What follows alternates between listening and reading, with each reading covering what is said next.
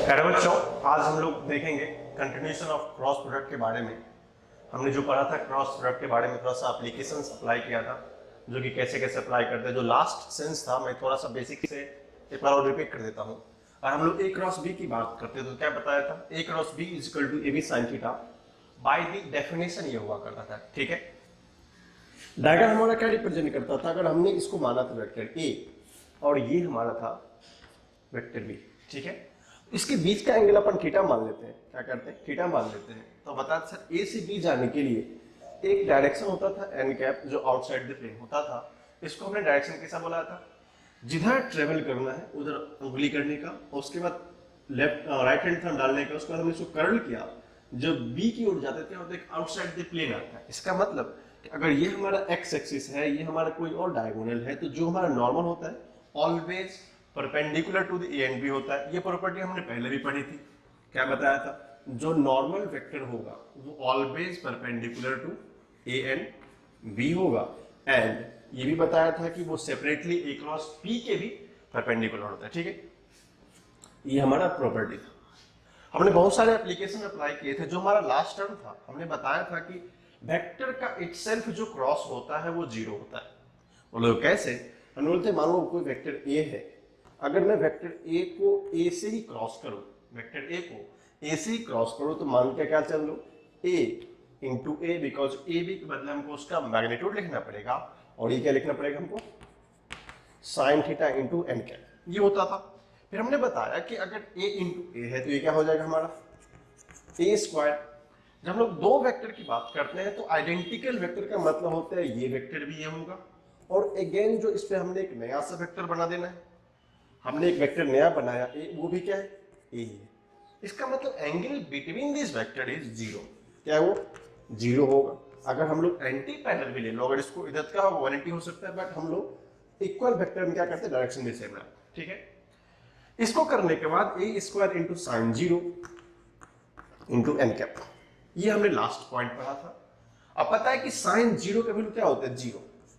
जब sine zero का value zero होगा तो इस सारे क्वांटिटी को वो जीरो कर देगा।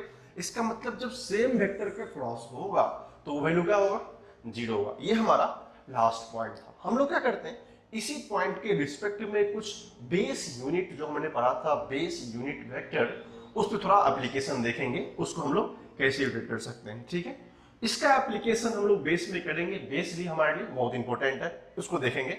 जो सबसे फर्स्ट पॉइंट होता है, बेस यूनिट की बात करते हैं हम लोग। तो अगर हम लोग बेस यूनिट की बात करते हैं,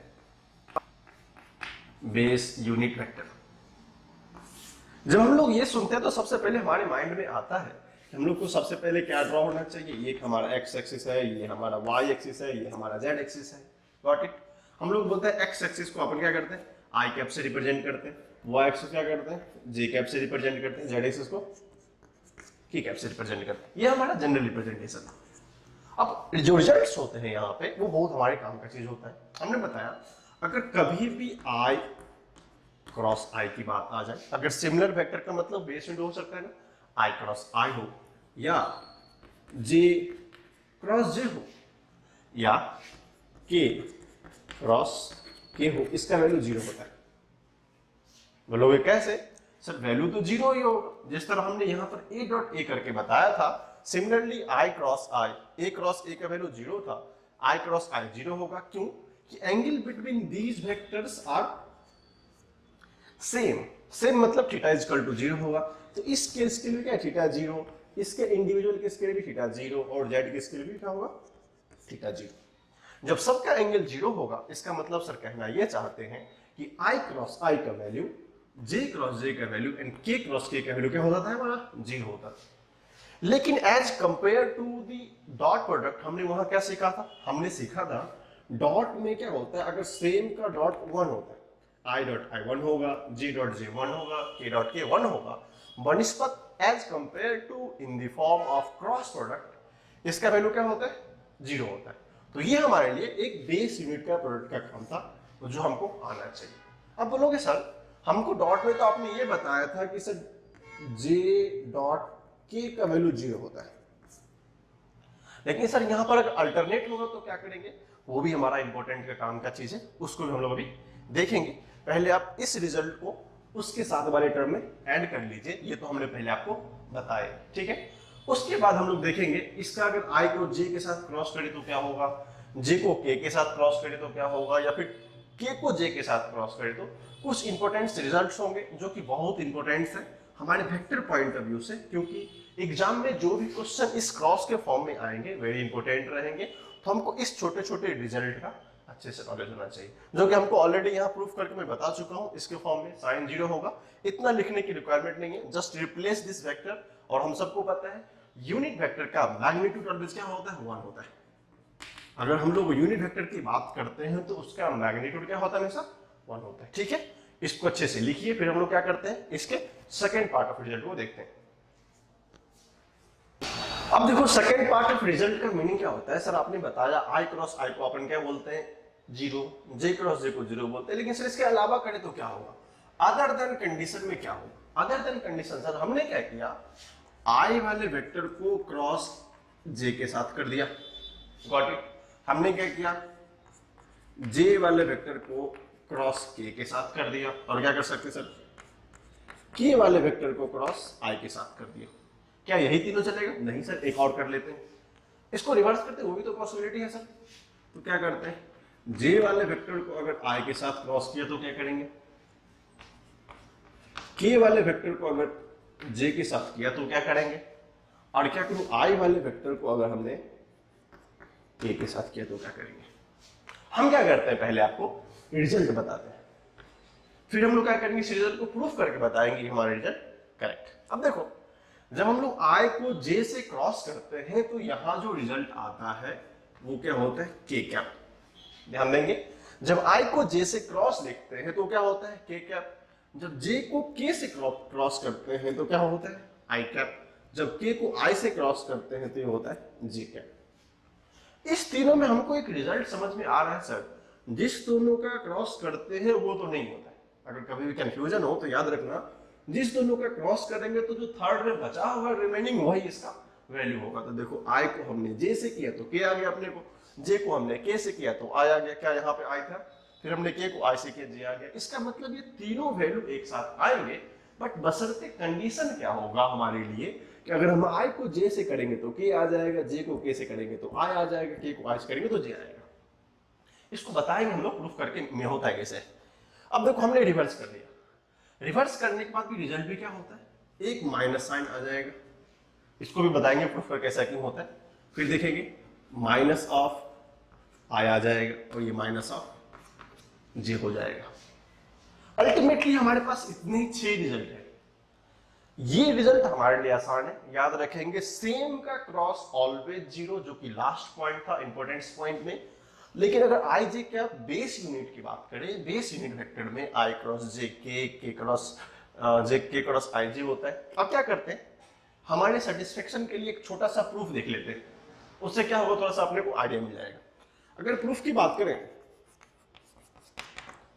प्रूफ का मतलब sir i cross j k होना चाहिए। चलो proof that i cross j is equal to k होना चाहिए, ये रिजल्ट हमारा कहता है। और सबको पता है, अपने को क्या पता है, unit vector of i cap, unit vector of j cap and unit vector of k cap क्या होता है, 1 होता है, सबको पता है।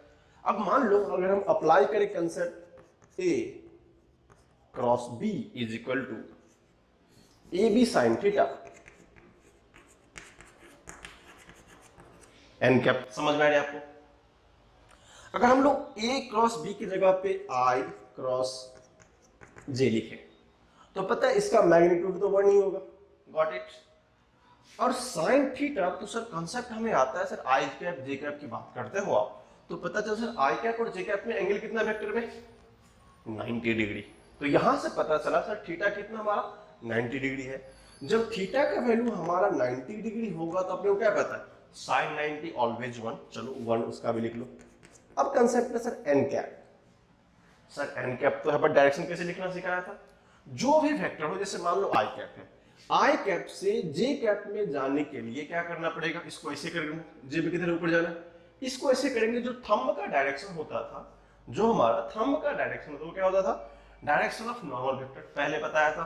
Just curl your finger like that कि जो ए से बी जाने में ये डायरेक्शन हमारा अपवर्ड है। आपको अगर थोड़ा सा कन्वेंशन याद होगा, हमने इसको बोला था अपवर्ड, याद होगा, और इसको बोला था डाउन, मतलब आउटसाइड द प्लेन। अगर हम इस बोर्ड को प्लेन ले लें तो अपवर्ड का मीनिंग क्या होगा, आउटसाइड द प्लेन। आउटसाइड मतलब क्या होता है, इसका डायरेक्शन क्या है, जेड, जेड का डायरेक्शन क्या है, के।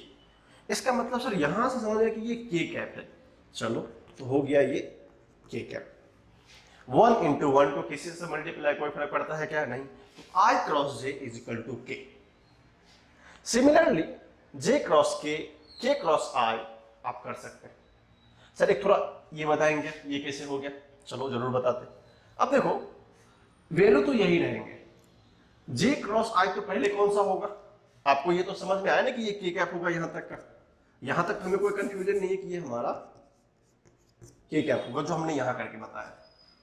अगर हम इसको क्या करें, यहां से देखें, सबसे पहले क्या बोला, जे क्रॉस आई, तो फर्स्ट फिंगर किधर होना चाहिए, जे, वही जे अप साइड है, आना किधर है, इधर। तो सोचेंगे सर पहले उंगली इधर रखेगा, हमको आई से जे जाना, तो हमने क्या किया था, इस तरह रखा था, इसको कर्ल किया था।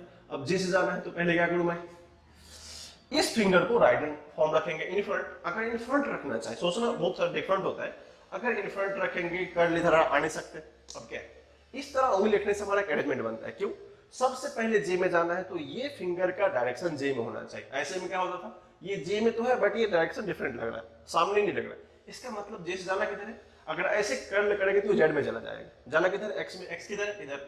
उंगली से रखो, गॉट इट। ऐसे रखने के बाद उसको कर्ल करना है, कर्ल करो, कर्ल करके क्या होता है, हम एक्स में आ गए, जे से एक्स में आ गए तो थंब किधर हो गया, इनसाइड चला गया। इनसाइड का मतलब क्या होता है, जेड के नेगेटिव वाले पार्ट का होगा, दैट इज द माइनस के का। बाकी ये प्रोसेस सब सेम ही रहेंगे और यहाँ पे क्या हो जाएगा, माइनस हो जाएगा। क्यों, क्योंकि वो जो टर्म था वो इनसाइड द प्लेन चला गया। इसका एक इससे भी शॉर्टकट मेथड है याद करने का, समझने का, हम उसको भी देखेंगे, बट आपको फंडामेंटल्स पता होना चाहिए। तो आप पहले क्या कीजिए, इस सारे रिजल्ट को लिख लीजिए, फिर हमने शॉर्टकट मेथड देखते हैं, इसको याद कैसे करें। इसको हम बोलते हैं सर्किट मेथड। कैसे याद रखेंगे सर, ये होता है, कुछ नहीं करना है, जस्ट एक सर्कल बनाना है। इसे बनाया सर्कल, अब क्या करो, इसमें 3 पॉइंट मार्क कर दो। एक्स एक्सिस जो हम लोग आई की बात कर रहे थे, ये मान लो हमारा जे होगा और ये हमारा के होगा। देखेंगे ये हमारा आई कैप था, ये हमारा जे कैप था और ये हमारा के कैप। ऑर्डर याद रखेंगे, हमने पढ़ाया था, आपको पहले देखे होंगे, अनुरा था कि इस तरह का जब रोटेशन होता है, इस तरह का रोटेशन क्या बोलते हैं, एंटी क्लॉकवाइज रोटेशन। इसको हम लोग शॉर्ट फॉर्म बोलते हैं ए सी डब्ल्यू। ए सी डब्ल्यू का मतलब होता है एंटी क्लॉकवाइज रोटेशन। अगर हम इस डायरेक्शन को रिवर्स कर दें, इसको बोलते हैं C W, not clock work. इसका मतलब क्लॉक वर्क नहीं होगा, क्लॉकवाइज रोटेशन होता है।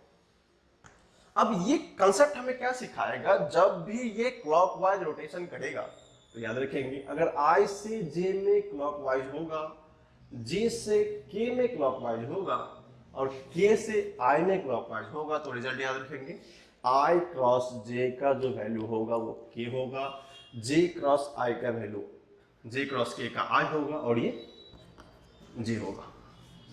अगर इसके बनिस्पत हम लोग रिवर्स की बात करें, अगर एंटी क्लॉकवाइज हो गया, आप ऑर्डर याद रखेंगे, अगर एंटी क्लॉकवाइज हो गया, इस तरह इसका रोटेशन हो गया, के क्रॉस आई आ गया और ये इस तरह रिलेशन आ गया, तो जस्ट इसका माइनस हो जाएगा। तो याद रखेंगे ये हमारा माइनस ऑफ के कैप होगा, ये हमारा माइनस ऑफ आई कैप होगा, ये हमारा माइनस ऑफ जे कैप होगा। तो ये बेस्ट है। एक सर्किल बनाओ, अगर आई जे का अपना क्लॉकवाइज ऑर्डर फॉलो कर रहा है, आई क्रॉस जे के, जे क्रॉस के आई क्रॉस जे के, अगर रिवर्स मान लो, आई क्रॉस के माइनस जे, के क्रॉस जे माइनस आई, जे क्रॉस आई माइनस के, करेक्ट ना। ये हमको रिवर्स ऑर्डर याद होना चाहिए, जे क्रॉस आई माइनस के, आई क्रॉस के माइनस जे। अगर हम एंटी क्लॉकवाइज देखें तो क्या होगा, ये क्लॉकवाइज देखें तो ये पॉजिटिव होगा। तो हमको जस्ट अगर इतना याद रहेगा ये मेथड, बाकी सोचना नहीं है। बाकी ये भी तो हमारा आसान है, एप्लीकेशंस करेंगे तो हमको क्या होगा, सारा सा डाटा क्लियर हो जाएगा। ठीक है, आप क्या करो, इसको अच्छे से लिख लो, और ये इंपॉर्टेंट है, जो कि आपको टाइम टेकिंग है, टाइम टेकिंग बहुत कम लगेगा आपको इसमें। अगर एक बार समझ गए आप ना, तो आप इसमें बहुत सारे क्वेश्चन को विदाउट इस चीज को टच किया बना सकते हैं। तो आप इसको भी अच्छे से लिख लीजिए। ये भी लिख लीजिए। फिर हम लोग क्या करते हैं, कंपोनेंट्स फॉर्म में डिस्कस करते हैं क्रॉस प्रोडक्ट होता कैसा है, जो कि इसका एक वास्ट एप्लीकेशन है, जो कि हमको इसका एप्लीकेशन करना सिखाएगा। ठीक है, लिखिए इसको, vector product in component form. अगर हम लोग बात करें इसकी, वेक्टर प्रोडक्ट का मतलब होता है सर, वही बात कर रहे हैं क्या, क्रॉस प्रोडक्ट का। Vector product of component form को सबसे पहले पता चलना चाहिए कंपोनेंट होता क्या। ठीक है, अगर मानना शुरू करें कि चलो मान लेते हैं अगर ये कोई वेक्टर ए था, उसका कंपोनेंट हमने क्या बताया था लिखना, उसका कंपोनेंट होता था ax i cap plus ay j cap plus az k cap. Got it. Similarly हमने बताया था अगर हम लोग दूसरे वेक्टर की बात करें b, वो क्या था हमारा bx i cap by j cap plus bz cap. ये तो हमारा कंपोनेंट फॉर्म है सर। अभी तो हमको पता था कि सर स्केलर फॉर्म में होता है, वेक्टर फॉर्म को हम लोग थीटा निकाल लेते हैं। ए क्रॉस बी में सिंपल क्या था सर, ए अगर क्रॉस बी की बात करें, हमने क्या सीखा था, उसको हमने लिख दिया था A B sine theta N क्या। सर अपने को ए पता था, बी पता था, साइन थीटा पता था, और हम लोग by the right hand rule जो कर्ल रूल अप्लाई करके एन निकाल लेते थे किधर होगा। लेकिन सर इसमें तो अभी कुछ बताया नहीं। बहुत लोग सोचेगा ठीक है सर हमको इसको कंपोनेंट निकालने आता है, कैसे करेंगे। हम लोग अगर इसका मैग्नीट्यूड लिखना चाहे तो क्या करेंगे सर, हम आपने तो बताया था सिंपल होता है। आपने बताया ए एक्स स्क्वायर करना है पहले, फिर क्या करना है ए वाई का स्क्वायर करना, फिर ये ए जेड का स्क्वायर करना। Got it. Similarly for B क्या बताया था सर आपने, बी का बताया था सर सबसे पहले बी एक्स का स्क्वायर करना है, फिर से बी वाई का स्क्वायर करना और बी जेड का स्क्वायर करना। अब तीनों का स्क्वायर तो सर मैग्नीट्यूड तो आ जाएगा, बट थीटा कैसे निकालेंगे। तो ये हमारा कैलकुलेशन क्या होता है, राइट डायरेक्शन में जाते जाते डेविएट कर जाता है। तो इसके लिए हम एक नया सा सेपरेट फॉर्म लेके आते हैं। इस तरह के क्वेश्चन को, इस प्रोडक्ट को किस तरीके से करेंगे उसका हमारा तरीका हो। ठीक है, हम लोग क्या करते हैं, इस सब को छोड़ के जो हमारे काम का नहीं है, इसके लॉन्ग मेथड से जानने से बेहतर है कंसेप्ट को सीखने की कोशिश करेंगे, जो कि हमारा इंटीमेट गोल है। अब हमारी कहानी ये शुरू होती है सर, आपने बताया कि इस रिजल्ट का जो मेन एप्लीकेशन शुरू होता है वो क्या होता है, ए क्रॉस बी से। अपना गोल तो यही है कि ए क्रॉस बी निकालना है। अगर मैं यहाँ पे ए बी साइन थीटा लिख भी दूं तो कोई फर्क पड़ता नहीं, लेकिन अगर इस चीज को एक्सप्लेन करना चाहे, इसको थोड़ा एक्सप्लेन करना चाहे तो क्या लिख सकते हैं सर। सबसे पहले तो मैं ए लिख दूं, ए एक्स आई कैप लिख देता हूं, फिर ए वाई जे कैप लिख दूंगा, फिर क्या करूंगा ए जेड के कैप लिख दूंगा और यहाँ पे क्रॉस लगा दूंगा प्रॉपर्टी को फॉलो करते हुए। फिर क्या लिखूंगा बी एक्स आई कैप लिखूंगा, बी वाई जे कैप लिखूंगा एंड बी जेड के कैप लिखूंगा। अब सर आप कहना चाहते हैं सर इतना लिखने के बाद हम क्या करेंगे, बेसिक प्रॉपर्टीज फॉलो करेंगे। अब हम लोग कैसे प्रॉपर्टी फॉलो करेंगे, इसको इस सब से मल्टीप्लाई करेंगे और जो 6 कॉन्सेप्ट था मैं उसको फिर से लिखता हूं, आप याद रखेंगे। हमने सिखाया था आई क्रॉस आई, सिमिलरली फॉर जे के सबके लिए 0 होता था, और आई क्रॉस जे के होता था, जे क्रॉस के आई होता था, और के क्रॉस आई इजकल टू जी होता था। मैंने 3 ही लिखा है, बाकी इसका आई का क्रॉस जो सब 0 होता है इसको लिख ही लो, फिर लिख लेंगे जे क्रॉस के इजकल टू के क्रॉस के। इसको ध्यान में रखेंगे। तब क्या करते हैं, पूरा इसको सॉल्व करते हैं तो हमको थोड़ा सा ब्रीफ मिल जाए। जब सॉल्व करना शुरू करते हैं, सबसे पहले इस टर्म को, ये जो टर्म है इसको सारे टर्म से मल्टीप्लाई करें शुरू को। चलो ए एक्स अगर बी एक्स से मल्टीप्लाई करते हैं तो क्या आता है, A X B x multiplication में आई क्रॉस आई आता है, ध्यान से देखेंगे। फिर ए एक्स को अगर बी वाई से मल्टीप्लाई करें, ए एक्स को अगर बी वाई से मल्टीप्लाई करें तो क्या आता है, आई क्रॉस जे आता है। फिर अगर ए एक्स को बी जेड से मल्टीप्लाई करें क्या आता है, आई क्रॉस के आता है। चलो इसका काम तो हो गया, अब नेक्स्ट को देखते हैं। अगर ए वाई को इस टर्म से मल्टीप्लाई करें तो क्या होगा, ए वाई बी एक्स जे क्रॉस आई। ऑर्डर देखेंगे मैं कैसे लिख रहा हूं, वो इंपॉर्टेंट है ऑर्डर लिखना। फिर ए एक्स को बी वाई से मल्टीप्लाई करो, ए एक्स बी वाई क्या होगा, ये जे क्रॉस जे आएगा। फिर सिमिलरली अगर ए जेड को बी जेड से मल्टीप्लाई करो, सॉरी ए वाई को बी जेड से मल्टीप्लाई करो, ए वाई बी जेड क्या होगा, जे क्रॉस के। और कुछ बच गया, ए वाई के बी जोड़ेगा, ए जेड बचा हुआ। चलो लिखना शुरू करते हैं। अगर ए जेड की बात करें तो ए जेड बी एक्स, ए जेड बी एक्स फिर क्या होगा, के कैप क्रॉस आई कैप प्लस ए जेड बी वाई के कैप क्रॉस जे कैप प्लस ए जेड बी जेड। क्या होगा यहां पे, अब देखो यहां पे हम लोग रूल्स अप्लाई करेंगे। अगर रूल अप्लाई करना चाहें तो सबसे पहले क्या क्या देखा अपने को, सर सेम वाला आई क्रॉस आई जे क्रॉस जे के क्रॉस के तो जीरो होता है, तो हम ढूंढे क्या, ढूंढे तो सबसे पहले मिलता है आई क्रॉस आई, ये चला जाएगा जीरो। देखो तो कहीं पे जे क्रॉस जे है, यस सर यहाँ पे जे क्रॉस जे, फिर से जे क्रॉस जे में क्या होगा, ये टर्म जीरो हो जाएगा। कहीं पे के क्रॉस के भी, हाँ सर यहाँ भी, मतलब ये टेरो टर्म का कोई रिक्वायरमेंट नहीं होगा। क्यों, क्योंकि अगर जीरो को इससे मल्टीप्लाई करो तो पड़ने वाला है क्या, नहीं पड़ेगा। जीरो को इससे मल्टीप्लाई सारा टर्म हट जाएगा, इसलिए हम क्या करें, इसको पहले से सेपरेट कर देते। अब देखो ये टर्म तो चला गया, बचा हुआ रिमेनिंग टर्म लिखते हैं। रिमेनिंग टर्म क्या है, A X B Y, A X B Y. अगर क्रॉस को देखो, आई क्रॉस जे क्या सिखाया था, आई क्रॉस जे के लिखो यहाँ पे, दैट इज के कैप। बहुत आसान है, 10 देखना। नेक्स्ट क्या है, A X B Z, A X B Z आया। फिर क्या दिया हुआ, A X B Z I cross K, I cross के कहीं देखा क्या, नहीं सर इसका रिवर्स है, इसका मतलब यहाँ क्या होगा, माइनस आ जाएगा। इसका मतलब यहाँ पर एक माइनस आ जाएगा। मैं एक वन स्टेप लिख दे रहा हूँ, जे कैप। थर्ड क्या है, हमने इसको कर लिया, ये टर्म हो गया। नेक्स्ट क्या, ए वाई बी एक्स, ए वाई बी एक्स। रूल क्या है, जे क्रॉस आई, हमने तो आई क्रॉस जे पढ़ा है, इसका मतलब यहाँ माइनस कैप हो, के कैप होगा। इसको भी यहाँ से करो, माइनस के कैप। अब देखो ये टर्म तो हो गया, 3 टर्म हमने लिखा है। 4 5वां देखो, ए वाई बी जेड, ए वाई बी जेड। अब बताए जे क्रॉस के, दैट इज आई, यहां पे आई होगा प्लस आई, गॉट इट। ये पॉइंट अपना हो गया। नेक्स्ट क्या बचा, ए जेड बी एक्स, ए जेड बी एक्स, ए जेड बी एक्स। के क्रॉस आई कहीं पढ़ा है क्या, नहीं, उल्टा पढ़ा है। के क्रॉस आई क्या होता है, जे कैप, यहां लिख सकते हैं जे कैप। ये टर्म भी हो गया। अभी लास्ट टर्म ये ए जेड बी वाई,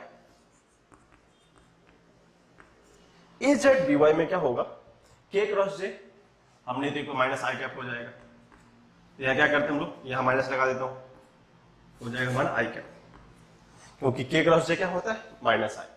अब देखो हमारे पास रिजल्ट बहुत छोटा हो गया ना, अब क्या करते हैं, हमारे पास जिम्मेदारी अच्छे वेक्टर फॉर्म में लिखना है, तो सबसे पहले आई कैप वाला लिखेंगे, फिर जे कैप लिखेंगे, फिर के कैप लिखेंगे। तो थोड़ा सा हम लोग क्या करते हैं, सजाते हैं।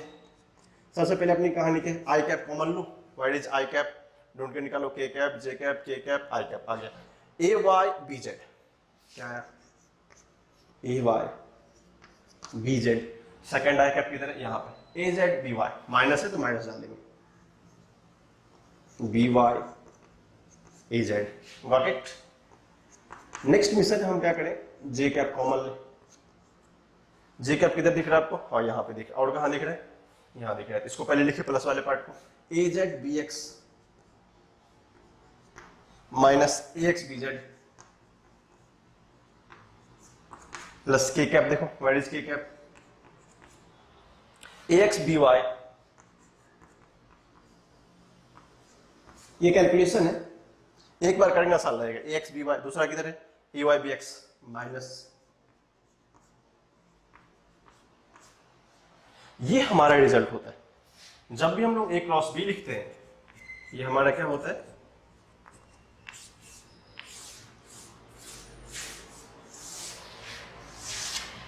ये हमारा बेसिकली रिजल्ट होता है। बोलोगे सर इतना मतलब दूर से करना पड़ेगा क्या? नहीं नहीं, ये तो हमारा फंडामेंटल है। ये हमारा क्या है? फंडामेंटल है। हम इसको इससे और शॉर्टकट मेथड से बताएंगे। ये हमको जानना इसलिए जरूरी है कि कभी कभी फंडामेंटल्स हमें आने चाहिए, जो कि हम लोग फंडामेंटल से प्रूफ करके बता सके कि ये रिजल्ट होता है। मान लो समहाउ हमारा कंसेप्ट क्लियर होना चाहिए। मान लो ये तो 3 डिग्री का था ना, अगर वो 2 होता या 1 का होता तो हमारे लिए आसान होता क्रॉस करना, जिस तरह हमने आई क्रॉस आई और जे क्रॉस जे को प्रूफ करके बताया था। तो छोटे छोटे क्वेश्चन में हम लोग इसको अप्लाई करेंगे। जब ये ऑर्डर 3 से क्रॉस कर जाएगा, आई कैप जे कैप तीनों होगा, उसके लिए हमें और अच्छा मेथड होता है जिसको हम लोग बोलते हैं डिटरमिनेंट मेथड। वो मेथड बहुत इंपॉर्टेंट है। क्यों? क्योंकि उससे एग्जाम्स में क्वेश्चंस आते हैं, उसको हम लोग उसी मेथड से करेंगे। बट हमारे लिए सीक ऑफ नॉलेज, हम लोग फर्स्ट टाइम रीड कर रहे हैं, फर्स्ट टाइम पढ़ाई कर रहे हैं, अपने को जो बेसिक्स फंडामेंटल्स होता है वो पता होना चाहिए। तो क्या करेंगे इसको, ये भी हमारा इंपॉर्टेंट है। समहाउ कभी बोर्ड में प्रूफ करने को आ गया कि इसके इस मेथड से करो, क्योंकि एग्जाम में क्या होता है मेथड अलग अलग करते हैं। This is the simple dot cross product method. अगर इसको हम लोग डिटरमिनेंट मेथड से करेंगे तो उसको हम लोग अब देखते हैं कि कैसे करते हैं। और मोस्टली जो कम्पिटिटिव एग्जाम होता है, मेंस हो, एडवांस हो या फिर मेडिकल के जो भी एग्जाम हो, आप उसमें क्या करेंगे, जो हम सेकेंड मेथड बताएंगे उसको प्रीफर करेंगे। क्यों? क्योंकि वो मेथड इससे इजी है एज कंपेयर टू कैलकुलेशन। बस इसका कैलकुलेशन थोड़ा टफ है, बाकी कुछ नया नहीं है। तो क्या करेंगे, आप इसको अच्छे से पहले लिख लीजिए, फिर हम लोग क्या करते हैं इसका सेकेंड मेथड को डिस्कस करते हैं।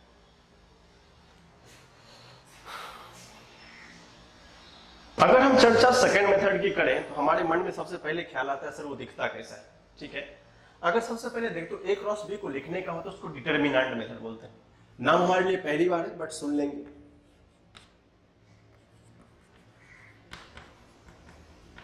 डिटरमिनेंट मेथड बहुत ही आसान है, कुछ नया नहीं। जो डिटरमिनेंट मेथड होता है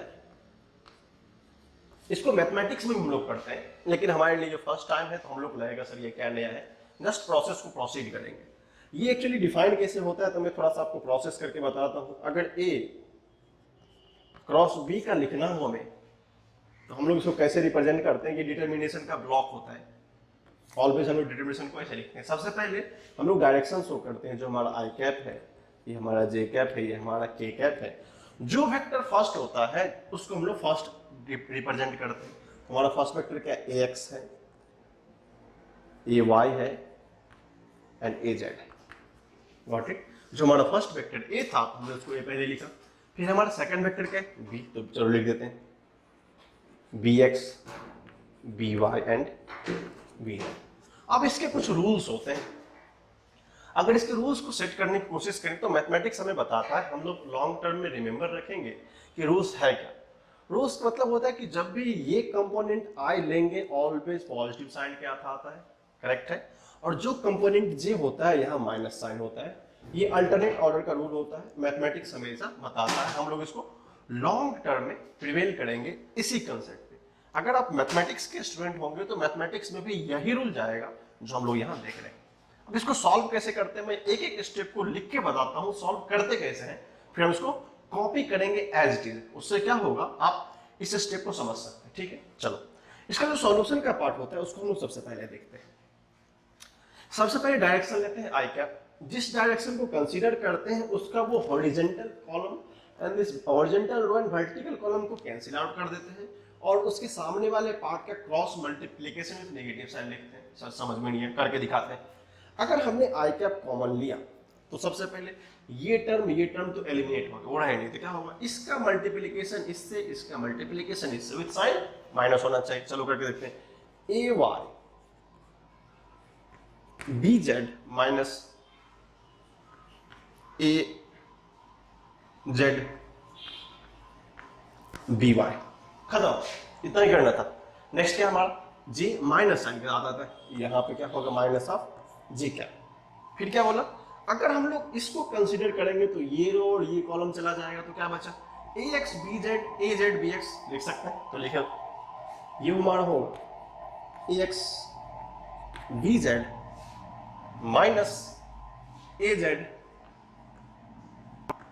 बी एक्स। इसका क्रॉस मल्टीप्लिकेशन इससे, इसका क्रॉस मल्टीप्लिकेशन इससे, खत्म, यहां हो गया। अब हमारा थर्ड है के कैप, वो तो प्लस ही था, कुछ रिक्वायरमेंट नहीं है। इसका मतलब सर आप इस कॉलम को और इस रो को हटाना चाहते हैं, यस।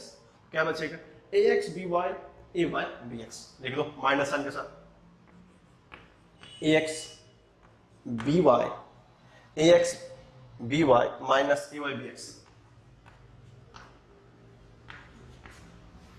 अब आप देखोगे इस रिजल्ट को, तो सर आपने जो पहले रिजल्ट बताया तो इसके ऊपर इक्वल होना चाहिए, हाँ जरूर इक्वल होगा, लेकिन सर यहाँ तो एक माइनस साइन आ गया, आपने तो बीच में कभी माइनस नहीं आया था आई के, चलो उसको भी खामे को हम लोग पूरा करते हैं। अगर मान लो हमने इसको आई कैप लिखा, ये हमारा ए वाई था, ये बी जेड था, that is A Z B Y. अगर यहाँ हमने प्लस ले लिया, इसका मतलब माइनस अंदर जाएगा, तो माइनस अंदर जाएगा तो ये प्लस हो जाएगा, ये माइनस हो जाएगा। अगर एक माइनस अंदर जाएगा तो क्या होगा, ये हमारा जे कैप हो जाएगा, देख सकते हो उसको हम ए जेड बी एक्स माइनस ए एक्स बी जेड, बाकी तो आइडेंटिकल है। फिर से क्या होगा हमारा K cap A X B Y A Y B X. अगर आप उस रिजल्ट को देखेंगे और इस रिजल्ट को देखेंगे, आपको दोनों रिजल्ट आइडेंटिकल नजर आएगा। अगर आप उस प्रोडक्ट वाले रिजल्ट को देखें और इस रिजल्ट को देखें, ये थोड़ा सा एक मेथड है, अगर आप एक दो क्वेश्चन प्रैक्टिस कर लेंगे तो क्या होगा, हमारा सारा कॉन्सेप्ट क्लियर हो जाएगा। तो आपको पता चल गया हमने लिखा कैसे है, अरेंज कैसे किया है। अगर आपको ये लिखना पता चलेगा कैसे लिखते हैं, आई कैप कॉमन लेते हैं, रो कॉलम हटा देते हैं, जो तो सब क्रॉस मल्टीप्लिकेशन करते हैं, एक बार डेरिवेशन करेंगे हम, दो चार क्वेश्चन करके आपको फील आ जाएगा कि कैसे कैसे ये हो रहा है। बाकी सिंपल मैथमेटिक्स है और आसान सा कैलकुलेशन जो कि हम सॉल्व कर सकते हैं। आप अगर लास्ट आंसर को जो हमने टू मच कैलकुलेशन मेथड से बताया, कितना इसको कैलकुलेट करो, आई कैप करो, अब इसमें एक कंफ्यूजन की बात है ना, हमको आई कैप जे कैप कैंसिल ही नहीं कुछ। अब देखो यहाँ पे 2 4 6 आ जाएगा, तो नंबर मल्टीप्लाई करना एज कंपेयर टू डायरेक्शन तो आसान है ना। जैसे कैसे पहले हम सोचते सर आई कैप क्या होगा, आई कैप का क्रॉस क्या होगा, जे का क्रॉस क्या, सोचना पड़ता था। यहाँ पे सारा कहानी हटा दिया हमने, जस्ट नंबर मल्टीप्लीकेशन और साइन का requirement. You got it point. आप इसको क्या करो, अच्छे से इसको लिख लो, हम लोग कुछ और पॉइंट डिस्कस करते हैं, फिर हम लोग आगे मूव करेंगे। इसको बहुत सारे क्वेश्चन को करके देखेंगे क्या हमारे जो क्वेश्चन का कंप्लीशन मेथड्स है क्या वो करेक्ट जा रहे हैं कि नहीं जा रहे हैं, इस मेथड को और उस मेथड से भी चेक करेंगे। वो हमारे लिए लॉन्ग टर्म में घर पे आप कभी अगर मौका मिले तो आप क्या करेंगे, एक ही क्वेश्चन को इस मेथड से भी करेंगे और उस मेथड से भी करेंगे। दोनों मेथड से करने के बाद आप एनालाइज करेंगे क्या कोई डिफरेंस है, नहीं डिफरेंस आता है। तो हमारे लिए एग्जाम में क्या होता है, कभी अगर क्वेश्चन आ गया इस तरह का क्वेश्चन, तो इस क्वेश्चन को हम लोग प्रीफर करेंगे कि इस मेथड से ही बनाया जाए। क्यों? क्योंकि as compare to this method this is very easy, and अगर आपको फर्स्ट फंडामेंटल स्टेप्स आ गए तो आपको कोई प्रॉब्लम नहीं होगा। ठीक है, इसको अच्छे से आप लिखिए। कड़ी में अगर हम लोग आगे चलते हैं तो आगे एक छोटा सा और पॉइंट होता है जो कि कभी कभी क्वेश्चन के फॉर्म में आ जाता है। You can take it as a star. Star मतलब क्वेश्चन आ सकते हैं कभी। हम अगर मान लो हमने कंडीशन पढ़ा था, मान लो 3 वेक्टर है A, vector B and vector C. अगर तीनों वेक्टर को हम लोग को प्लेनर बोले, अगर आपको नाम याद होगा आर को प्लेनर, आपको इस डायग्राम से तो आइडिया लग गया सर को प्लेनर का मतलब आप ये कहना चाहते हैं कि ये तीनों वेक्टर क्या होगा, एक प्लेन में होगा। क्योंकि हमने बताया था minimum 2 vector are in plane. अगर 2 वेक्टर होगा तो दोनों किसमें होगा, प्लेन में होगा। लेकिन यहाँ कंडीशन दिया है, अगर तीनों वेक्टर इस फॉर्म में दिया हुआ है तो हम लोग को प्लेनर, बट सर जानेंगे कैसे, कंडीशन होता है जिस कंडीशन को यूज करके नंबर ऑफ टाइम्स में क्वेश्चन पूछ लेते हैं हमसे एग्जाम में। अब कैसे अप्लाई करते हैं, तो होता क्या है यहाँ पे, जो कंडीशंस होता है, जो कंडीशंस डिफाइन होते हैं according to the cross product, वो क्या होता है, अगर कोई वेक्टर 3 वेक्टर है, अगर वो कोप्लेनर है, इसका मतलब ये जो कंडीशन होगा वो ऑलवेज सेटिस्फाइड करेगा। याद रखेंगे, अगर vector A B C coplanar है, इसका मतलब A dot B cross C is equal to 0। अगर आप एक समय के लिए सोचेंगे सर, अगर मैं मान लू बी क्रॉस सी वेक्टर को हम अगर डी वेक्टर मान लेते हैं, सोचेंगे कैसे कंडीशन में याद रखते हैं, बी क्रॉस सी को डी वेक्टर मान ले, तो आप कहना ये चाहते हैं सर कि A dot D is equal to 0 है। Got it sir, A dot D is equal to 0 का एक कंडीशन होता है कि हमारा वेक्टर ए और वेक्टर डी कितना हो, 90 डिग्री पे हो। आपको याद आया होगा कंडीशन, याद होगा ना, वेक्टर ए और वेक्टर डी किस पे होना चाहिए, 90 डिग्री पे। सर कैसे, थोड़ा सा हम लोग रिवाइंड बैक करेंगे हम लोग डॉट प्रोडक्ट की एप्लीकेशन की बात कर रहे थे। हमने पढ़ा था a dot B is equal to क्या होता है, ए बी कॉस थीटा। इसका मतलब अगर ये 0 है, हमने क्या बताया था, थीटा मस्ट बी 90 डिग्री। एक कंडीशन आया था, जब थीटा का वैल्यू 90 होता है तो cos 90 का वैल्यू क्या हो जाता है हमारा 0। इसका मतलब a डॉट बी 0। सिमिलरली उसी कंसेप्ट को रिवाइंड बैक करते हुए हम लोग देखते हैं, अगर b क्रॉस c को हमने एक नया वेक्टर d मान लिया, a डॉट बी 0 है, तो सर आप कहना चाहते हैं क्या वेक्टर a जो होगा वो perpendicular to b cross c होगा। ये भी एक क्वेश्चन कभी कभी हमसे एराज हो जाएंगे, अगर टू वेक्टर्स आर परपेंडिकुलर, इसका मतलब a perpendicular b cross c। Ultimately कहना हमारा यही है कि a और d का परपेंडिकुलर होगा, बट d है क्या था, वो b क्रॉस c वेक्टर था। अब इसमें क्वेश्चन क्या पूछेंगे, कंडीशन से पूछ लेंगे। 4 ऑप्शन आपको ये दे देंगे, हो सकता है यहाँ b की जगह पे c कर देंगे, यहाँ भी डॉट कर देंगे, यहाँ डॉट कर देंगे, बोलेंगे बताओ क्या कोप्लेनर है, नहीं सर। तो फर्स्ट फॉलो दिस कंडीशंस कि किस तरह 0 होगा और एंगल कितने होंगे। जो फर्स्ट क्वेश्चन होगा इस पे सबसे पहले आपको कंडीशन पूछ लेंगे, सेकंड क्वेश्चन एंगल पूछ लेंगे, what is the angle between this two vector. ठीक है, तो हमसे यहां से 2 छोटे छोटे क्वेश्चन का उद्गम हो सकता है जो हमसे पूछा जा सकता है। ठीक है, आप इसको अच्छे से लिख लीजिए, फिर हम लोग क्या करते हैं, कुछ और पॉइंट्स जो छूटा हुआ रह गया है, important points regarding this problem solving of cross product, उस चीज को हम लोग डिस्कस करेंगे वन बाय वन। इसको अच्छे से आप पहले लिख लो। एक छोटा सा और पॉइंट रह गया जो कि हमारा लास्ट पॉइंट होगा रिगार्डिंग द वेक्टर प्रोडक्ट के पॉइंट्स में, फिर हम लोग क्या करेंगे, क्वेश्चन इसको डील करेंगे। क्या है इसमें बताया कि कोई भी वेक्टर हो, कोई भी वेक्टर हो या स्केलर, वेक्टर या स्केलर का मतलब है कि कुछ भी चलेगा जो भी दिया हो। ए वेक्टर और scalar can not be, can't है, इसका मतलब होता है can not be divided by. अब देखो, हाँ सर अभी तक हमने मल्टीप्लिकेशन ऑफ वेक्टर की बात करी, सर हम डिवीजन तो कभी पढ़ा नहीं। वो इसलिए नहीं पढ़ता क्योंकि कुछ ऐसा कुछ सेंस बनता नहीं। अगर मैं आपको एक एग्जांपल दूं, हमने अभी तक जो पढ़ा कि कोई वेक्टर है उसको हम लोग क्या करते थे, किसी स्केलर से डिवाइड कर देते थे, एक मौका मिलता था, यूनिट वेक्टर मिलता था। व्हाट इट, हमारा क्या होता था, एक यूनिट वेक्टर होता था। फिर हमने मल्टीप्लिकेशन में देखा, अगर किसी को डिवाइड भी करते थे, मान लो हमारा ये वेक्टर ए था, अगर हमने इसको के से डिवाइड कर दिया, के को स्केलर कांस्टेंट था, हमको एक नया सा वेक्टर बी मिल जाता था। Got it. हम लोग मल्टीप्लिकेशन की बात नहीं करेंगे, सिंपल डिवीजन की बात कर रहे थे। तो ये हमारा एक वेल डिफाइंड प्रोसेस था। सिंपली मैं क्या करूं, कोई स्केलर ले लो, स्केलर मतलब मान लो 4, ये 4 का वैल्यू है। 4 का अपन क्या कर सकते हैं, अगर कोई स्केलर से डिवाइड करो 2, कुछ मीनिंग होता है। अगर मैं बोलूं कि 4 को हमने क्या किया, वेक्टर ए से डिवाइड कर दिया, सर ऐसा मेथड हमने कहीं पढ़ा नहीं, सर ऐसा कुछ डिफाइन नहीं होता। बोलोगे सर फीलिंग नहीं आ रहा यहाँ पे, 4 को वेक्टर ए, थोड़ा सा और बेस्ट एग्जांपल हो सकता है। चलो अब मैं क्या करता हूँ, आपको बोलता हूँ ये हमारा 6 है, व्हाट इट, हमने 6 को ईस्ट से डिवाइड कर दिया। ईस्ट तो समझ रहे हो ना, नॉर्थ ईस्ट साउथ वेस्ट। अभी कभी से सुना सर 6 बाई ईस्ट, सर कोई मीनिंग नहीं बन रहा है, मतलब ये पॉसिबल नहीं। चलो एक और एग्जाम्पल बताते हैं। अरे वेक्टर में वेक्टर भी नहीं हो सकता, थोड़ा सा प्रैक्टिकल एग्जाम्पल देखते हैं। मान लो ये हमारा नॉर्थ डायरेक्शन एक वेक्टर है, गॉट इट, हमने नॉर्थ को वेस्ट से डिवाइड कर दिया। कभी सुना आपने north by west, north by west equal to east हो जाता है। आपने इसका रिजल्ट कभी सुना, नहीं सुना। इसका मतलब जितना भी एग्जांपल अपन देख रहे थे यहाँ पे, चाहे स्केलर का वेक्टर से डिवाइड करो या फिर किसी क्वांटिटी को डायरेक्शन से डिफाइन करो या फिर वेक्टर को वेक्टर से डिफाइन कर दो, तो north by west equal to east नहीं होने वाला है।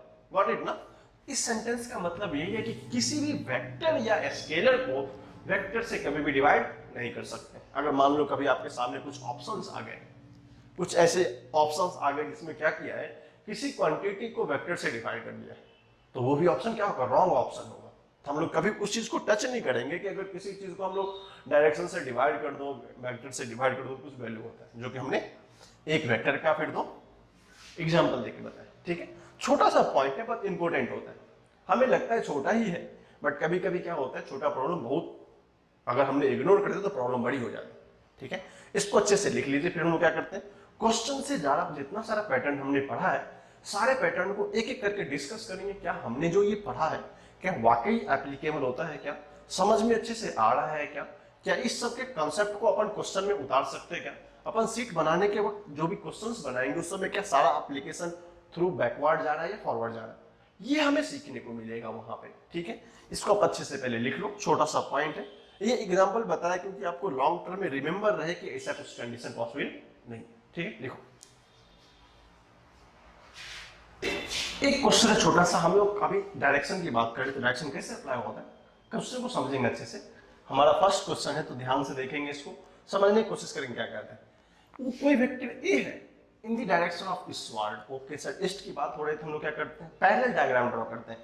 पैरेलल डायग्राम का मतलब होता है अपन जब भी क्वेश्चन को देखें, आप सोचेंगे सर पैरेलल डायग्राम का मीनिंग क्या होता है, जब भी अपन को क्वेश्चन दिखे तो क्वेश्चन को स्ट्रेट बाय लाइन ड्रॉ करने की कोशिश करो। ऐसा नहीं हो कि हम लोग यहां से पढ़ते यहाँ पहुंच गए फिर भूल गए ऊपर कहा क्या था। इसलिए एक लाइन पढ़ेंगे जो गिवन है उसको ड्रॉ करना शुरू करते हैं। कंडीशन दिया हुआ है, अगर अपन इसको बोले वेस्ट, ये तो हमको पता ही है, ये हमारा ईस्ट होगा, ये हमारा नॉर्थ होगा और ये हमारा क्या होगा, साउथ होगा।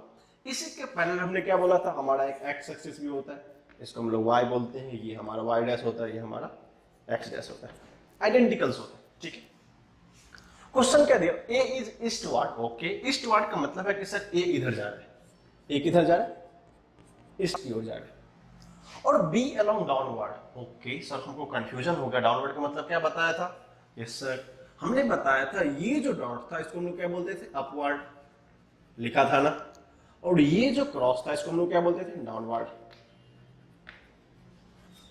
डाउनवर्ड का मतलब है अगर सर ये हमारा जेड एक्सिस था तो जेड के इनसाइड वाला डायरेक्शन क्या होगा, डाउनवर्ड होगा। Got it.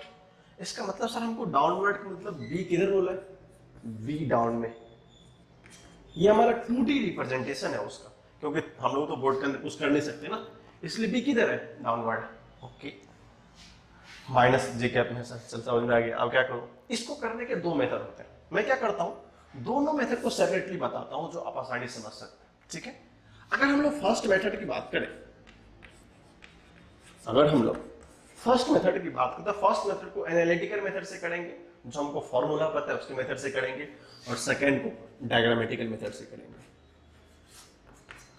मैक्सिमम टाइम हम लोग ये प्रीफर करते हैं विदाउट कैलकुलेशंस, क्योंकि हमको कैलकुलेशन नहीं करना पड़ता है, बट हमारा फर्स्ट टाइम है तो हम लोग क्या करते हैं दोनों मेथड से करके देखते हैं। ठीक है, चलो अगर हम लोग गिवन डाटा की बात करें फर्स्ट मेथड में तो बोलते हैं ए ईस्टवर्ड। ईस्टवर्ड का मतलब हम क्या कहना चाहते हैं, ये हमारा एक्स कैप में जा रहा है, एक्स मतलब क्या होता है, आई कैप। चलो वेक्टर ए है हमारा, क्या है वो, आई कैप के डायरेक्शन में।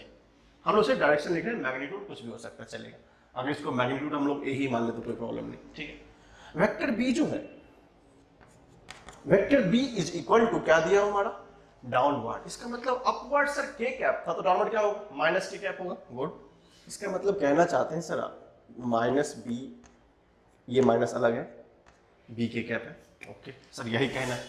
अगर हम डायरेक्शन की बात करें तो क्वेश्चन क्या कह रहा था, अपने को निकालना है ए क्रॉस बी का डायरेक्शन। ए क्रॉस पे अगर इसको लिखते हैं तो क्या लिखते हैं, ए आई कैप क्रॉस माइनस बी के कैप।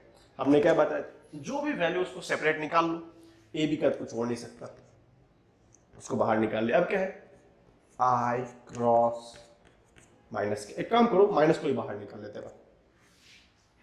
ठीक है, आई क्रॉस के, आई क्रॉस के मतलब हमने क्या सीखा था सर, आई क्रॉस जे। अगर क्लॉकवाइज, मैं लिखता हूं डायग्राम फिर से देखेंगे इसको, अगर ये हमारा आई था ये हमारा जे था, जब भी कंफ्यूजन हो तो ड्रॉ कर लेंगे। सर आई क्रॉस के क्या एंटी क्लॉकवाइज या क्लॉकवाइज डायरेक्शन है, सर हमने सीखा था कि क्लॉकवाइज ये होता है, इधर एंटी क्लॉकवाइज होता है। ये कौन सा डायरेक्शन है, एंटी क्लॉकवाइज। का मतलब क्या होगा, माइनस साइन होगा, I cross K means minus J. लिखो अब क्या होगा, I cross K is minus of A B into minus of J. Sir minus यहां भी है, माइनस यहां भी है, हटा दो इसको, ए बी जे कैप, यही तो पूछा है। जे कैप मीन सर इसकी बात कर रहे हैं क्या, हाँ सर उसकी बात कर रहे हैं। अगर इसको पैरेलल देखते क्या होता है, ये टुवर्ड्स नॉर्थवर्ड, तो डायरेक्शन क्या होगा इसका, नॉर्थ। Get it answer. ये हमारा एनालिटिकल मेथड था जो कि थोड़ा सा कैलकुलेशन वाला पार्ट, बट डायग्राम मेथड बहुत आसान है। क्या बोला अपने को, सिंपल से जिधर उंगली को किधर रखना है, क्योंकि कर्ल तो करना इनसाइड ना, इधर तो कर, इसे मान लो इधर तो कर्ल कर नहीं सकता, ऐसे में कर नहीं सकता, तो क्या करूंगा, सबसे पहले आई में जाना, हमने क्या किया, एक उंगली रखा आई में, this is our finger, got it. अब क्या करना है, इसको ड्रॉ करना है। जब ड्रॉ करते हैं, कर्ल करते हैं, ये 3D डायग्राम है, ये हमारा बी है, तो क्या होता है, इस तरह हमने वेक्टर ए को रखा, अब बी की ओर कर्ल कर रहा हूं, जो थंब का डायरेक्शन है, ये जो डायरेक्शन आया थंब का, this is the direction of A cross B. ये क्या हमारा नॉर्थ है, देखो तो ये तो डायरेक्शन है, इसका मतलब ये तो हमारा नॉर्थ था सर, तो क्या कुछ करना पड़ा क्या, जस्ट उंगली लगाए, कर्ल किया, डायरेक्शन इज नॉर्थ। तो हमारे लिए छोटा होता है बट कंसेप्ट दोनों इंपॉर्टेंट। समहाउ हो सकता है कभी कभी हम लोग खुद को एनालाइज करने में, जैसे मान लो इस एंगल को कैसे अप्लाई कर रहे हैं सर, हैंड कैसे कोऑर्डिनेशन हो रहा है, नहीं हो पा रहा है, नेक्स्ट बार हमने क्या किया, इस मेथड को प्रेफर करके बताया। सम इंस्टेंस एग्जाम में क्या होता है, प्रेशर ज्यादा होते हैं, माइंड थोड़ा सा ब्लॉक हो जाता है, तो ये मेथड समझ में है तो शॉर्ट टर्म है, बट क्वेश्चन इससे भी बन सकता है। आपको यहाँ से आइडिया लग गया होगा कि हम लोग क्या रियलाइज करना चाहते हैं। एक छोटा सा क्वेश्चन था बट बहुत इंपैक्टफुल था कि डायरेक्शन डिफाइन कैसे करते हैं। ऐसे बहुत सारे क्वेश्चन आपको देखने को मिलेंगे जो कि शीट में आप इसको बनाएंगे तो आपको आइडिया मिलेगा, क्योंकि हमारे साथ बहुत सारे क्वेश्चन हम पैरेलली कर सकते हैं, बट आप क्या करेंगे, पैरेलली शीट को सॉल्व करेंगे, जो भी क्वेश्चन बैंक आपके पास अवेलेबल होगा, ठीक है। इसको अच्छे से डायग्राम के साथ, क्योंकि हम लोग फर्स्ट टाइम स्टडी कर रहे हैं, तो क्या होना चाहिए, प्रॉपर नोट्स होने चाहिए जो कि इसको समझ सके, इसका मीनिंग क्या है इन फ्यूचर। ऐसा नहीं अभी समझ में आ गया छोड़ दिया इसको, फ्यूचर में पता ही चलेगा ये डायग्राम इधर क्यों जाता है, इसलिए इसको अच्छे से पहले लिख लीजिए, फिर हम लोग क्या करते हैं, दूसरे क्वेश्चन को करके देखते हैं।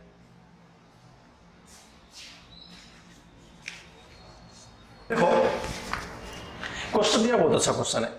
अगर a dot B is equal to mod of a cross B है, तो बोला ए और बी का एंगल बताओ।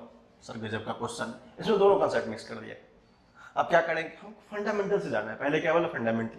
सर ए डॉट बी की बात करें, what is A dot B, लिखना शुरू करते हैं।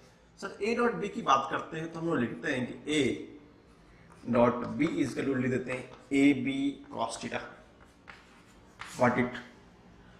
सर जब हम लोग ए क्रॉस बी की बात करते हैं, ए क्रॉस बी की बात क्या लिखते हैं उसको, ए बी साइन थीटा, एक हमारा यूनिट वेक्टर एन का। लेकिन सर क्या बोला इसका मॉड, मॉड का मतलब क्या होगा, इस पे magnitude, magnitude means this an vector का मैग्नीट्यूड, पता है यूनिट वेक्टर का मैग्नीट्यूड ऑलवेज 1 होता है, कोई फर्क नहीं पड़ता। चलो साहब, ये क्या आ जाएगा हमारा, A B sine theta into 1, तो अल्टीमेटली क्या हो गया हमारा, ए बी साइन थीटा। ये हमारा मॉड ए क्रॉस बी का वैल्यू आ गया। कंडीशन क्या दिया, दोनों इक्वल है, इक्वल कर दो, आसान है, कितना करना, क्या करना चाहते हैं sir, A B cos theta is equal to A B sine theta, good. Sir equal है तो इसको कैंसिल आउट कर दो, किसी ने रोका है क्या, नहीं ना, इसको डिवाइड कर दो, तो tan theta is equal to 1, okay sir, theta का वैल्यू कितना होगा, 45 होगा, इसको लिख सकते हैं हम लोग, tan inverse 1 is equal to 45 degree, नहीं तो 4 रेडियन, दोनों हमारा करेक्ट।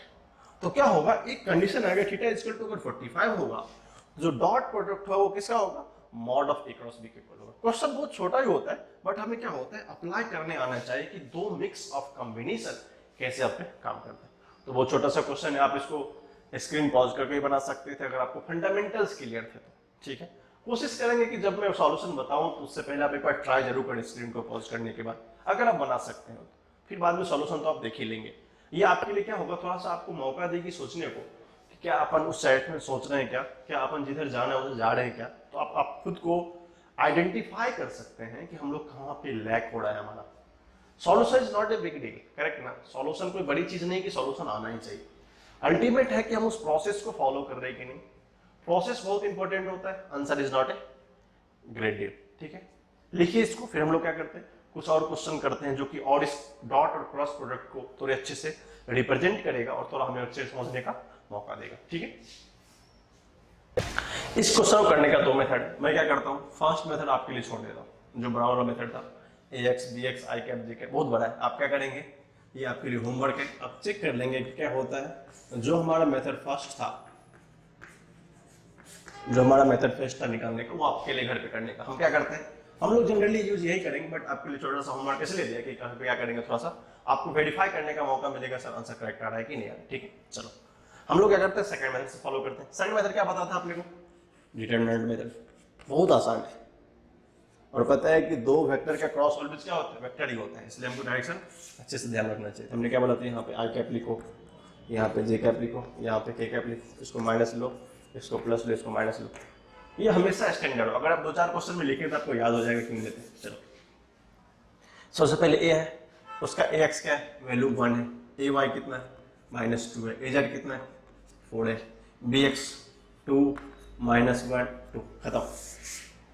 रूल क्या बताया था, सिंपल, अपन आई कैप कॉमन लो, जब कॉमन लेंगे तो ये टर्म चला जाएगा घर, क्या बचा -2 × 2 -4, ध्यान से देखेंगे, माइनस ऑफ माइनस प्लस 4 × 1 +4, क्योंकि 4 को -1 से मल्टीप्लाई करेंगे -4 होगा, और एक ऑलरेडी माइनस पहले से आया तो प्लस कर देगा। ठीक है, सिग्नली बताया था जे कैप को आप माइनस में ले लो, वैल्यू हम लोग इंटरचेंज कर लेंगे। तो हम लोग का मतलब क्या, जे कैप माइनस का मीनिंग क्या हो गया भाई, जे वाला ये चला जाएगा और ये चला जाएगा, क्या बचेगा 1 × 2 2 और 2 × 4 8, क्या होगा 2 -8, आसान है। अब क्या करो, के कैप ये और ये चला जाए, क्या बचेगा 1 × -1 -1 और +4, तो क्या होगा ये -1, दिस इज -4, क्योंकि ये -4 ऑलरेडी है और एक माइनस पहले से आएगा, तो पता चलता सर -4 +4 0, ये तो रहा नहीं, क्या लिख सकते हैं माइनस ऑफ जे कैप -6 + 3 के कैप। इसका मतलब सर कहना ये चाहते हैं क्या हो जाएगा 6 जे कैप + 3 के cap. This is the result. कितना आसान है, हमारे लिए उस मेथड से करते हो तो कम से कम 2 लाइन और लिखना पड़ता, बट यहाँ क्या है, अगर आप इसको अप्लाई करना सीख जाएंगे, बहुत सारे क्वेश्चन आपको मिलेंगे, सारे क्वेश्चन को एज इट मेथड से ट्राई करना, जैसा हमने किया डिट्टो आप इसी मेथड को फॉलो करेंगे तब क्या होगा, एग्जैक्टली आंसर मिल जाएंगे। और आप जब इसको सॉल्व करेंगे तो इसको सॉल्व करने के बाद हमारा क्या होगा, सेम आंसर आएगा। हमने देखा ना डिफरेंस क्या होता है इस कंसेप्ट में और उस कंसेप्ट में, इसलिए हम लोग क्या करेंगे, maximum time in terms of entrance exam और जो भी कॉम्पिटिटिव एग्जाम होगा, इवेंचुअली अगर बोर्ड में भी क्वेश्चन आ जाए ऑब्जेक्टिव फॉर्म में, तो कभी भी इस मेथड को अप्लाई नहीं करेंगे। ये मेथड हमारे सिर्फ सीखने के लिए था कि हमारे पास एक ये भी पॉसिबिलिटी है कि अगर कभी मान लो ये मेथड में रॉन्ग हो रहा है, चाहे उसमें रॉन्ग हो रहा है, दोनों में से कोई एक तो परफेक्ट होगा, हाँ टाइम टेकिंग होगा, बट हम उसको बना सकते हैं क्वेश्चन को, ऐसा नहीं होगा हमारा क्वेश्चन छूट जाएगा। 2-3 मेथड बताने का फर्स्ट फंडामेंटल यही होता है, you have to at least remember one method, कि आपको एक मेथड तो कोई आता रहेगा, क्योंकि एग्जाम में क्या होता है कुछ चीज स्किप कर जाती है, एक चीज स्किप हो जाएगा, दूसरा रहेगा, दूसरा हो जाएगा, पहला रहेगा, कुछ तो रहेगा, हमारे पास ऑप्शंस होने चाहिए। ठीक है, इसको लिख लीजिए, बहुत ही छोटा क्वेश्चन था और अच्छा क्वेश्चन था। ऐसे क्वेश्चन आपको बहुत सारे मिल जाएंगे, क्वेश्चन आप जहां भी सीट पलटो आप हर सीट आपको क्वेश्चन मिल जाएंगे। ठीक है, इसके बाद आप इसे बहुत सारे सीट क्वेश्चन सॉल्व करेंगे। हम लोग क्या करते हैं, क्योंकि हर एक डिफरेंट टाइप के क्वेश्चन को टच करना जरूरी है, एक नए टाइप के क्वेश्चन को हम लोग देखते हैं।